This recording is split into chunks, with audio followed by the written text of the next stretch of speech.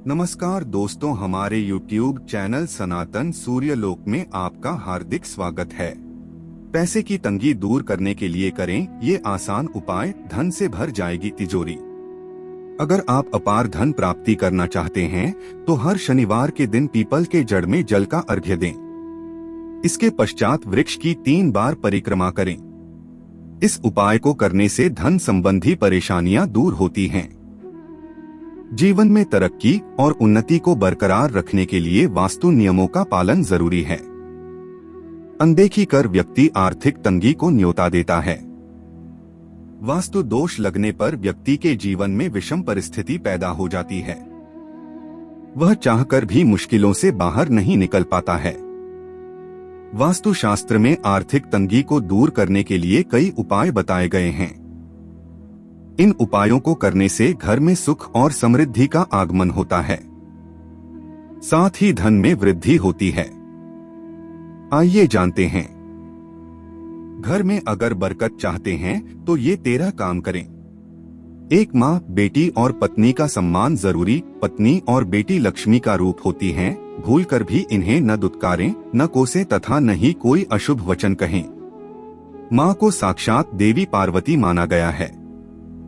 माँ को दुखी रखने वाला कभी जीवन में सुखी नहीं रह सकता।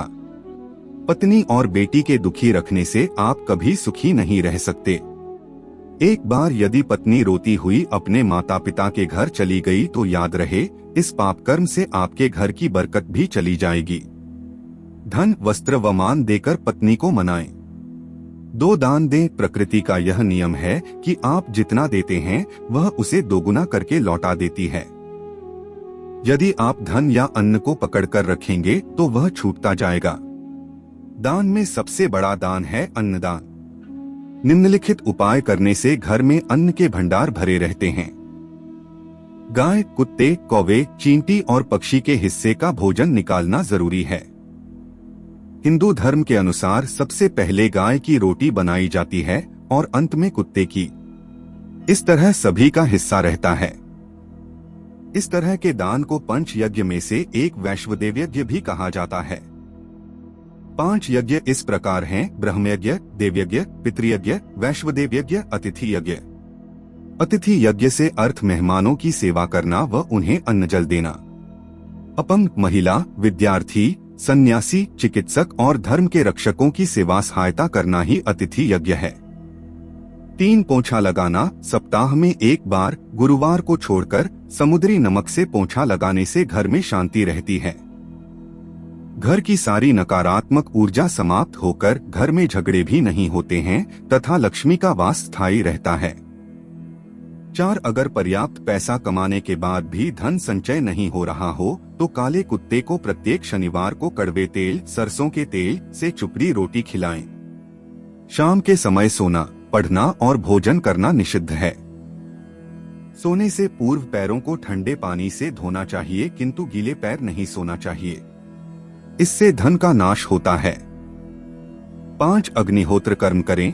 हिंदू धर्म में बताए गए मात्र 5 तरह के यज्ञों में से एक है देवयज्ञ, जिसे अग्निहोत्र कर्म भी कहते हैं।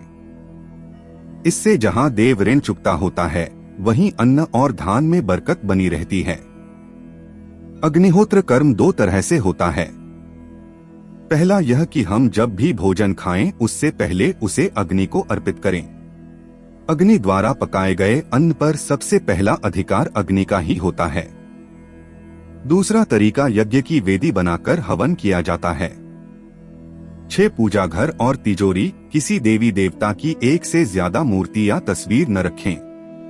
घर में अगर पूजा घर नहीं हो तो किसी लाल किताब के विशेषज्ञ से पूछकर ही पूजा घर बनवाएं।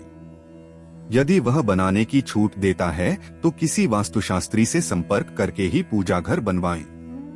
ऐसा इसलिए लिखना पड़ रहा है क्योंकि किसी की कुंडली के अनुसार घर में पूजा घर रखना नुकसानदायक होता है।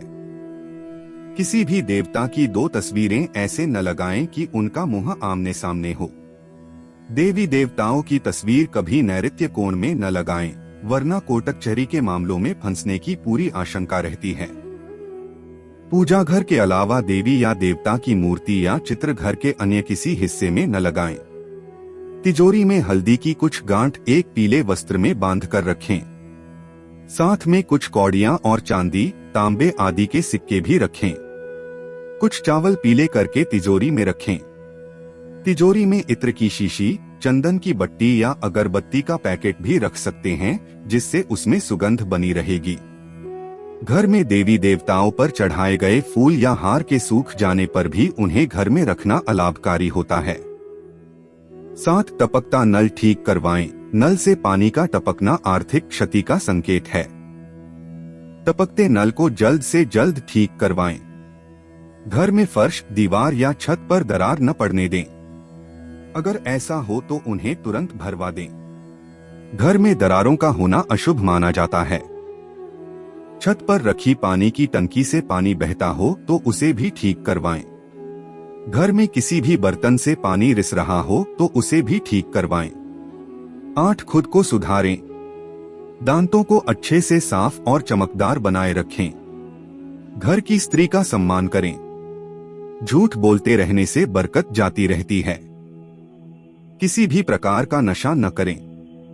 शर्ट और पैंट की जेब फटी हो तो उसे ठीक करवाएं। बार बार थूकने, झींकने या खांसने की आदत को बदलें। बटुए या रुपए को पेंट की पीछे वाली जेब में न रखें। घर में हर कहीं गंदगी फैलाने का कार्य न करें। 9 भोजन के नियम। रात में चावल, दही और सत्तू का सेवन करने से लक्ष्मी का निरादर होता है। अत समृद्धि चाहने वालों को तथा जिन व्यक्तियों को आर्थिक कष्ट रहते हों, उन्हें इनका सेवन रात के भोजन में नहीं करना चाहिए। भोजन सदैव पूर्व या उत्तर की ओर मुख करके करना चाहिए।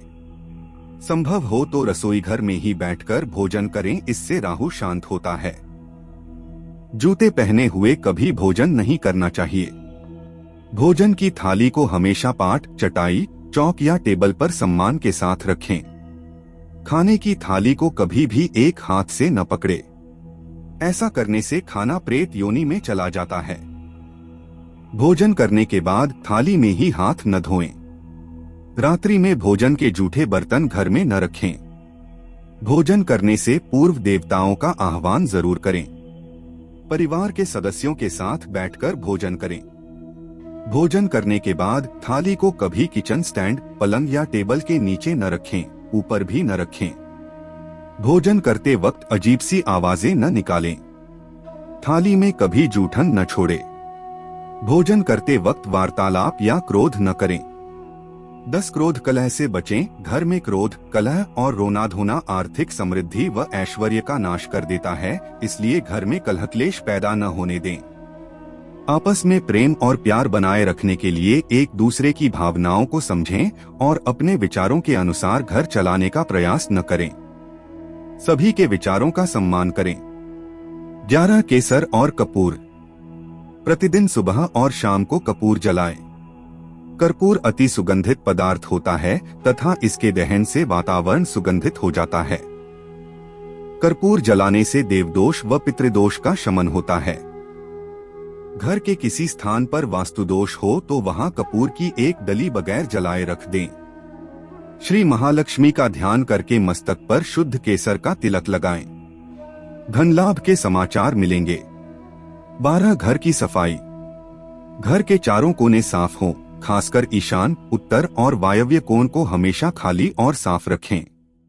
झाड़ू को ऐसी जगह रखें जहां किसी अतिथि की नजर न पहुंचे।